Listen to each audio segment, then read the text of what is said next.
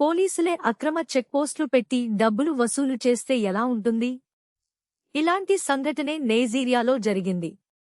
ఆయన నా driving licence అడిగారు. నేను చూపించాను. అది తనకివ్వమన్నారు. ట్రాఫిక్ నిబంధనలు ఉల్లంఘించినందుకు నన్ను కోర్టుకు తీసుకెళ్తానని ఆయనన్నారు. సరే, నేను కోర్టుకు వెళ్తా అని చెప్పా. కాని ఆయన నన్ను బెదిరించారు.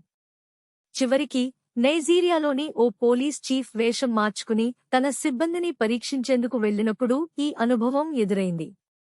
అక్రమ చెక్పోస్ట్ పెట్టి, వాహనాలను ఆపి, డబ్బులు వసూలు చేస్తున్న తన సొంత పోలీసుల బండారం బయటపెట్టారు. డబ్బులు ఇవ్వడానికి నిరాకరించినందుకు తనను కోర్టుకు తీసుకెళ్తామని బెదిరించడంతో ఆయన తన అసలు గుర్తింపును వెల్లడించారు. వెంటనే ఆ ముగ్గురు పోలీసులను అరెస్టు చేశారు.